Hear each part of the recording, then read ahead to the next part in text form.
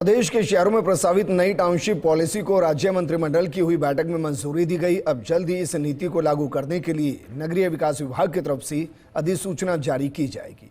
इस नई नीति में क्या है नए प्रावधान और किस प्रकार ये नीति वर्तमान में लागू नीति से ज्यादा कारगर है, जानने के लिए देखिए फर्स्ट इंडिया न्यूज की एक खास रिपोर्ट। वर्तमान में लागू टाउनशिप नीति वर्ष 2010 में लागू की गई थी। प्रदेश की भजनलाल सरकार ने शहरों के नियोजित विकास के लिए मौजूदा नीति की समीक्षा कर नई टाउनशिप नीति लागू करने का फैसला किया था। जेडीए के तत्कालीन निदेशक आयोजना और वर्तमान में मुख्य नगर नियोजक राजस्थान विनय कुमार दलेला की अध्यक्षता में एक वरिष्ठ नगर नियोजकों की एक कमेटी का गठन किया।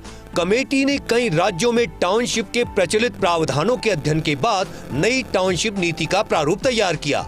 नगरीय विकास मंत्री झाबर सिंह खर्रा की स्वीकृति के बाद पिछले साल 27 जून को टाउनशिप नीति का प्रारूप जारी किया गया था। प्रारूप पर 1 महीने का समय देते हुए आपत्ति और सुझाव आमंत्रित किए गए। प्राप्त आपत्ति और सुझावों के निस्तारण के लिए नगरीय विकास विभाग ने दोबारा विनय कुमार दलेला की कमेटी को ही अधिकृत कर दिया। इस कमेटी ने राज्य सरकार में उच्च स्तर पर और नगरीय विकास मंत्री झाबर सिंह खर्रा के साथ गहन मंथन कर नई टाउनशिप नीति का फाइनल प्रारूप तैयार किया। मुख्यमंत्री भजनलाल शर्मा की अध्यक्षता में हुई राज्य मंत्रिमंडल की बैठक में इस नीति को मंजूरी दे दी गई।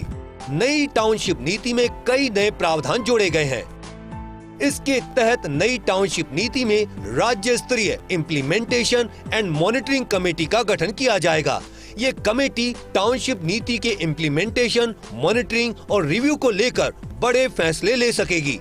कमेटी में नगरीय विकास, स्वायत्त शासन विभाग, ऊर्जा विभाग और जल संसाधन विभाग के सचिव शामिल होंगे।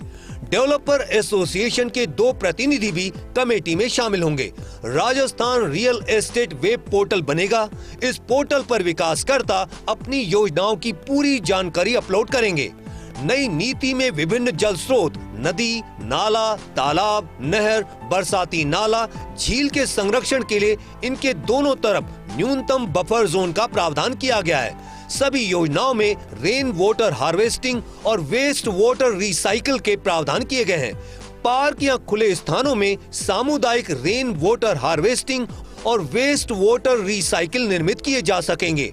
फेज्ड डेवलपमेंट का प्रावधान नई नीति में किया गया है। इसके लिए अलग से नीति बनाई जाएगी। जेडीए की सेक्टर कमर्शियल पॉलिसी की तर्ज पर इस नीति के तहत अन्य शहरों में भी सेक्टर सड़कों का निर्माण किया जा सकेगा। सौर ऊर्जा और पवन ऊर्जा संयंत्रों की स्थापना के लिए राजस्व रिकॉर्ड में पहुंच मार्ग दर्ज होने और पहुंच मार्ग की न्यूनतम चौड़ाई की बाध्यता लागू नहीं होगी। वर्तमान में लागू टाउनशिप नीति में पार्क, खेल का मैदान और जन सुविधाओं के लिए पर्याप्त कारगर प्रावधान नहीं है। इसी तरह योजना के समग्र आंतरिक विकास को लेकर भी संबंधित विकासकर्ता बाध्य नहीं है। मौजूदा नीति की इन तमाम कमियों को देखते हुए भूखंड धारियों को विभिन्न आधारभूत सुविधाएं उपलब्ध कराने की दृष्टि से नई टाउनशिप नीति में कई प्रभावी प्रावधान किए गए हैं। मौजूदा टाउनशिप नीति के अनुसार 2 हेक्टेयर तक की योजना में पार्क, खेल का मैदान, सुविधा क्षेत्र और जन उपयोग के लिए भूमि आरक्षित रखना जरूरी नहीं है। इन छोटी योजनाओं में 70% तक क्षेत्रफल में भूखंड सृजित किए जा सकते हैं।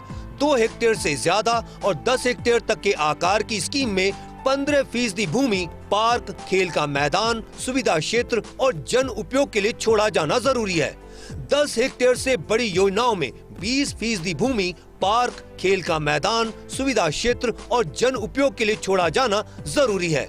छोटी योजनाओं में जन सुविधाओं के लिए भूमि नहीं छोड़ने की छूट के चलते 2 हेक्टेयर तक की योजनाएं अधिक सृजित की जा रही हैं। नई टाउनशिप नीति में जन सुविधाओं की उपलब्धता को लेकर सख्ती बरती गई है। किसी योजना का आकार छोटा हो या बड़ा, सभी आकार की योजनाओं में अब 15% भूमि पार्क, खेल का मैदान, सुविधा क्षेत्र और जन उपयोग के लिए छोड़ा जाना जरूरी होगा। मौजूदा टाउनशिप नीति में खेल के मैदान का कोई प्रावधान नहीं है। नई टाउनशिप नीति के प्रावधान के अनुसार विकासकर्ता को टाउनशिप का 5 साल रखरखाव करना होगा।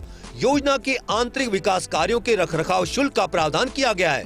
विकासकर्ता की ओर से शुल्क की राशि योजना को रेजिडेंट वेलफेयर एसोसिएशन या फिर स्थानीय निकाय को हस्तांतरित करते समय सुपुर्द की जाएगी। वर्तमान में लागू नीति में विकास कार्यों को 3 साल तक रखरखाव का प्रावधान तो है, लेकिन इसे सुनिश्चित करने के लिए भूखंडों को रहन रखने का कोई प्रावधान नहीं है। मौजूदा नीति में चार्टेड इंजीनियर से आंशिक कार्य पूर्णता रिपोर्ट प्राप्त होने पर ही निकाय रहन किए गए भूखंडों को अनुपातिक रूप से मुक्त कर देते हैं, लेकिन अब नई नीति के अनुसार योजना में समग्र आंतरिक विकास कार्य पूरा होने पर निकाय के सहायक अभियंता पूर्णता प्रमाण पत्र देंगे। टाउनशिप योजनाओं में EWS व LIG के लिए आरक्षित भूखंडों का आवंटन संबंधित निकाय के माध्यम से ही किया जाएगा। इन भूखंडों पर संबंधित निकाय या आवासन मंडल आवास बनाकर भी गरीबों को आवंटित कर सकेंगे। मौजूदा नीति में विकासकर्ता के स्तर पर ही इन भूखंडों का आवंटन किया जाता था। 15 साल पुरानी टाउनशिप नीति के स्थान पर नई टाउनशिप नीति लागू की जाएगी। इस पुरानी टाउनशिप नीति में बदलते वक्त की आवश्यकताओं को देखते हुए कई संशोधन कर दिए गए थे। नई टाउनशिप नीति लाने के पीछे उद्देश्य लोगों को मूलभूत सुविधाएं उपलब्ध कराना और शहरों का नियोजित विकास करना है। कैमरा पर्सन संजय सिंह राजपूत के साथ Abhishek Srivastava, first India news, Jaipur.